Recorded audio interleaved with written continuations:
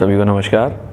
BSc first year के electromagnetism के paper में आज हम बात करेंगे नए टॉपिक के बारे में जिसका नाम है force and torque on an electric dipole in uniform and non uniform electric field, है ना। यानी हम कैलकुलेट करना चाहते हैं कि यदि कोई विद्युत द्विध्रुव है किसी एक समान विद्युत क्षेत्र या परिवर्ती विद्युत क्षेत्र में रखा है तो उसके ऊपर कितना बल लगेगा और कितना उसके ऊपर बल लाघूर्ण कार्य करेगा, है ना। ये चीज़ हम कैलकुलेट करना चाहते हैं। एक समान विद्युत क्षेत्र का मतलब क्या हुआ कि भई हमारे पास विद्युत क्षेत्र का जो मान है वो दूरी के सापेक्ष परिवर्तित तो नहीं हो रहा है, यानी जिस रीजन में आप इलेक्ट्रिक फील्ड को डिफाइन कर रहे हो हर पॉइंट पर इलेक्ट्रिक फील्ड की वैल्यू हमारे पास क्या है, सेम है। और इस तरीके से एक समान विद्युत क्षेत्र को हम किससे व्यक्त करते हैं, पैरेलल इलेक्ट्रिक लाइन से हम डिनोट करते हैं, ठीक है। और असमान का मतलब क्या हुआ, विद्युत क्षेत्र का जो मान है वो दूरी के सापेक्ष परिवर्तित हो रहा है, ठीक है। तो हम कैलकुलेट करते हैं, हम सबसे पहले हम कैलकुलेट करते हैं यूनिफॉर्म इलेक्ट्रिक फील्ड के लिए, है ना। तो हमारा टॉपिक है आज का force and torque on an electric dipole in uniform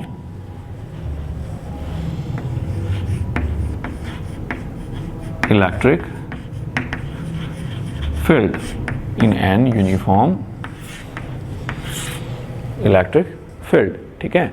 अब हम कहें देखो फोर्स और टॉर्क यूनिफॉर्म इलेक्ट्रिक फील्ड है, सपोज हमने कह दिया कि ये हमारे पास इलेक्ट्रिक फील्ड की डायरेक्शन आ गई, ये इलेक्ट्रिक फील्ड की डायरेक्शन आ गई। और ये हमने कह दिया कि भाई कोई इलेक्ट्रिक डाइपोल है, इलेक्ट्रिक डाइपोल मतलब दो चार्जेस आ गए, एक तो चार्ज कौन सा आ गया प्लस क्यू और दूसरा चार्ज आ गया माइनस क्यू, ठीक है। ये हमारे पास इलेक्ट्रिक फील्ड है, तो इलेक्ट्रिक फील्ड के लिए इस डायरेक्शन में तो वैल्यू कितनी बनेगी, प्लस आ गया और वैल्यू आ गई क्यू ई आ गया, और इस डायरेक्शन में वैल्यू आ गई माइनस आ गया और वैल्यू आ गई क्यू ई आ गया, ठीक है।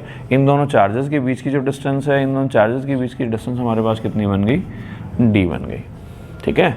अब हम कहें कि भाई इस कंडीशन में देखो जो डाइपोल जो है, डाइपोल मोमेंट की जो डायरेक्शन है वो किधर होती है, नेगेटिव चार्ज से कितनी होगी, पॉजिटिव चार्ज की ओर, है ना, माइनस से प्लस की ओर होती है। तो इसका मतलब इलेक्ट्रिक फील्ड की डायरेक्शन और डाइपोल मोमेंट की डायरेक्शन दोनों के बीच का एंगल कितना बन गया, थीटा बन गया। क्यों बन गया, क्योंकि इलेक्ट्रिक डाइपोल मोमेंट की डायरेक्शन किधर होती है, माइनस से प्लस की ओर होती है, और ये किसकी डायरेक्शन है, इलेक्ट्रिक फील्ड की डायरेक्शन है, विद्युत क्षेत्र की दिशा, एक समान विद्युत क्षेत्र है या यूनिफॉर्म इलेक्ट्रिक फील्ड है, ठीक है। तो एंगल हमारे पास कितना बन गया, थीटा बन गया, ठीक है। तो हम कहें कि भाई पॉजिटिव चार्ज जो था, है ना, फोर्स ऑन प्लस क्यू, और इसी तरीके से क्या कहें, फोर्स ऑन कितना बना, माइनस क्यू, तो वैल्यू कितनी बनी, ये फोर्स तो कितना हो गया प्लस क्यू ई और ये फोर्स कितना हो गया माइनस क्यू ई। तो इसका मतलब रिजल्टेंट फोर्स अगर मैं निकालूं या परिणामी बल, है ना, रिजल्टेंट फोर्स की अगर मैं वैल्यू निकालता हूं तो रिजल्टेंट फोर्स कितना बन गया, वैल्यू आगे क्यू ई और माइनस वैल्यू आगे क्यू ई और इक्वल्स टू वैल्यू कितनी बनी, जीरो बनी। तो इसका मतलब एक समान विद्युत क्षेत्र में रखे किसी विद्युत द्विध्रुव पर जो परिणामी बल जो काम करेगा वो कितना काम करेगा, जीरो होगा, परिणामी बल का मान कितना होगा, शून्य होगा। इसका मतलब क्या हुआ, इसका मतलब ये हुआ कि एक समान विद्युत क्षेत्र में अगर कोई इलेक्ट्रिक डाइपोल रखा है तो उसमें कोई भी डिस्प्लेसमेंट नहीं आएगा, यानी उसका कोई भी रेखीय विस्थापन या लीनियर डिस्प्लेसमेंट है उसमें कोई भी नहीं होगा, ठीक है। देखो बल जीरो है, दो बातें हमने कही है, फोर्स एंड टॉर्क। बल जीरो है तो बल आघूर्ण का जीरो होना आवश्यक नहीं है। जैसे हम कहते हैं टॉर्क का फॉर्मूला पढ़ते हैं हम, टो इक्वल्स टू वैल्यू आ गई आर क्रॉस एफ, है ना। आर किसको मेंशन करता है, जो भी हमारे पास फोर्सेस लग रहे हैं उनके बीच की परपेंडिकुलर डिस्टेंस को मेंशन करता है, ठीक है।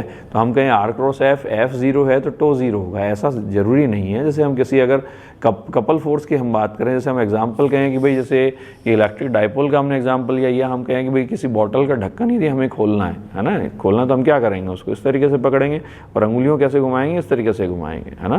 तो हम कह रहे हैं कि दोनों जो बल लग रहे हैं वो कौन सी दिशाओं में लग रहे हैं, आप अपोजिट डायरेक्शन में लग रहे हैं। रिजल्टेंट फोर्स तो कितना हुआ, जीरो हुआ, लेकिन फिर भी ढक्कन क्या हो रहा है, घूम रहा है, यानी उसके लिए टॉर्क जीरो नहीं हुआ, तो बल युग्म हो गया। तो मैं कहूँ कि भाई ये अगर पहला चार्ज था माइनस क्यू आ गया और ये क्या बन गया, प्लस क्यू बन गया, तो परपेंडिकुलर डिस्टेंस की हमें आवश्यकता पड़ेगी। तो हम कहें ये एंगल थीटा है तो ये एंगल भी बेसिकली कितना होगा, थीटा होगा।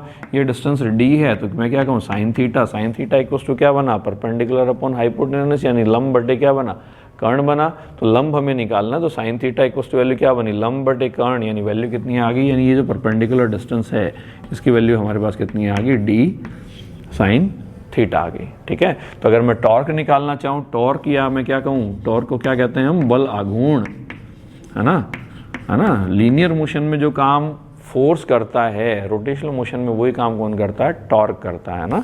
तो हम कहें कि बल आघूर्ण का मतलब कितना हो, बल आघूर्ण आ गया क्या, बल और जो भी अपने पास जो बिंदु थे जहां बल लग रहा था, है ना, उनके बीच की परपेंडिकुलर डिस्टेंस आ गई। तो वैल्यू कितनी बनेगी, देखो एफ आ गया और वैल्यू आ गई, इंटू वैल्यू कितनी आ गई, डी आ गया और वैल्यू आ गई साइन ऑफ थीटा।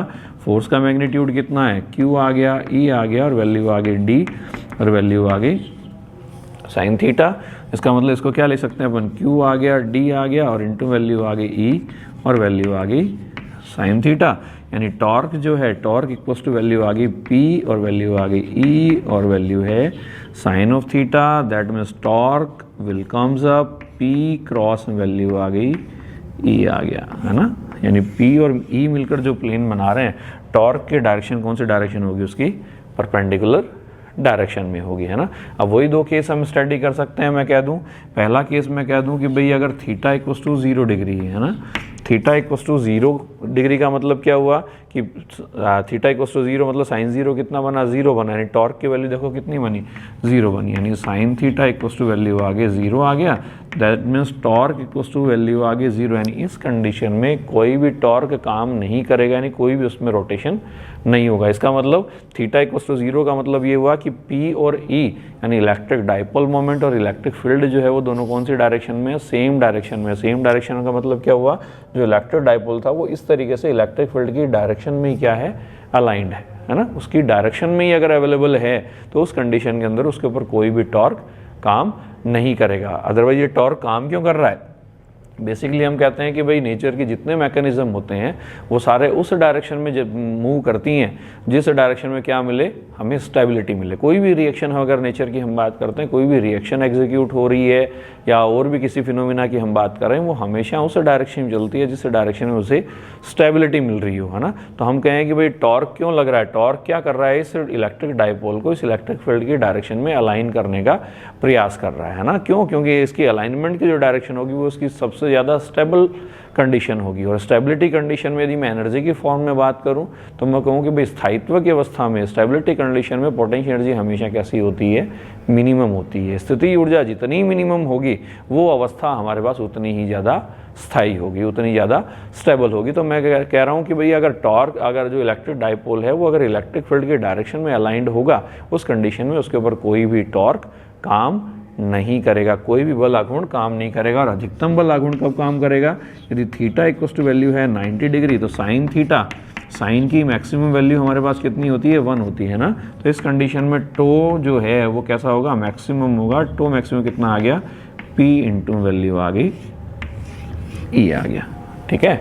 तो टॉर्क जो है वो हम इससे कैलकुलेट कर सकते हैं। मैक्सिमम वैल्यू कब आएगी, जब हमारे पास जो इलेक्ट्रिक डाइपोल है वो इलेक्ट्रिक फील्ड के कैसे रखा हो, परपेंडिकुलर डायरेक्शन में रखा हो। और मिनिमम वैल्यू कब आएगी, जब इलेक्ट्रिक डाइपोल जो है वो इलेक्ट्रिक डाइपोल जो है वो इलेक्ट्रिक फील्ड की डायरेक्शन में अलाइंड हो या उसी की दिशा में रखा हो। अब मैं कह दूं कि भाई सपोज दैट हम कह दें कि इलेक्ट्रिक डाइपोल पहले थीटा 1 एंगल के ऊपर था और अब कितने एंगल के ऊपर आ गया, सपोज दैट थीटा 2 एंगल के ऊपर आ गया। तो हम कहते हैं कि भाई इस इलेक्ट्रिक डाइपोल को थीटा 1 से थीटा 2 कोण तक घुमाने में किया गया कार्य, यानी विद्युत द्विध्रुव को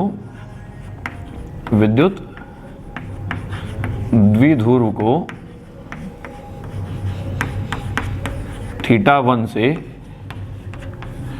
थीटा 2 कोण तक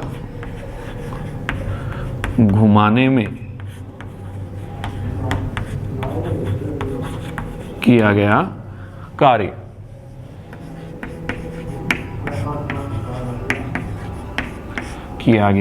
है ना, the work done in rotating the electric dipole from angle theta 1 to theta 2। तो वर्क डन क्या आ जाएगा, वैल्यू आ गई कहां से कहां तक, थीटा 1 से वैल्यू आ गई थीटा 2 तक, टो आ गया और वैल्यू आ गई डी थीटा आ गया, है ना।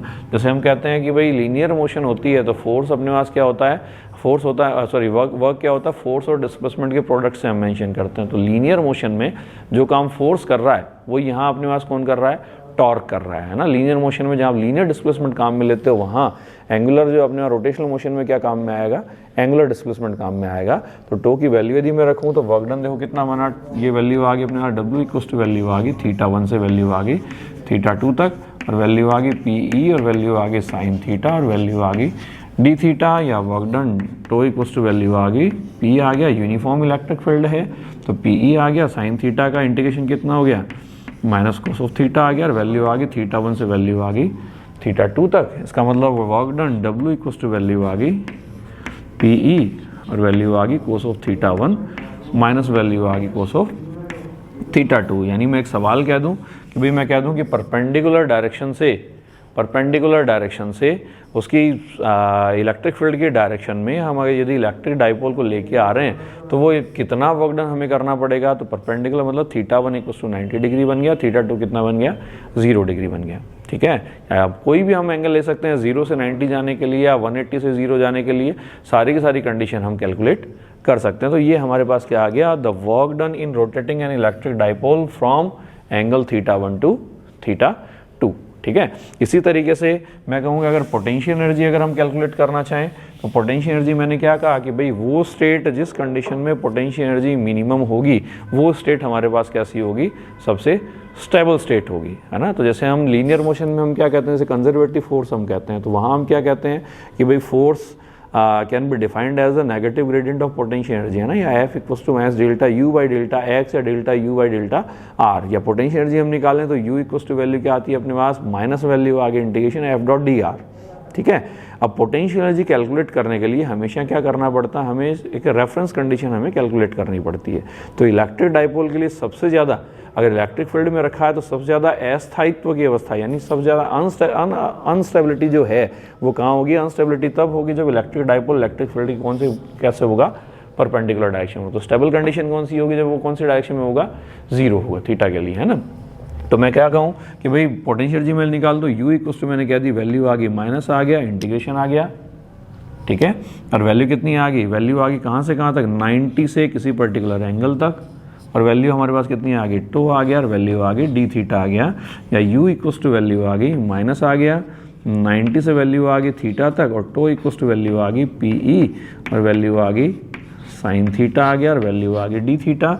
इसका मतलब potential energy U equal to value आ गई माइनस आ गया, वैल्यू आ गई PE आ गया, और ये वैल्यू कितनी बनी, ये वैल्यू आ गई हमारे पास कोस ऑफ थीटा, और वैल्यू कहाँ से आ गई, 90 से वैल्यू आ गई थीटा तक, यानी U इक्वल टू वैल्यू आ गई कितना बना, माइनस वैल्यू आ गई PE और वैल्यू आ गई कोस ऑफ थीटा, या इसको क्या लिख सकता हूँ, U इक्वल टू वैल्यू आ गई माइनस वैल्यू आ गई P और डॉट प्रोडक्ट आ गई किसके साथ, इलेक्ट्रिक फील्ड के साथ। ठीक है, तो हमने देखो 4 एक्सप्रेशन इसके अंदर कैलकुलेट किए हमने इस टॉपिक में।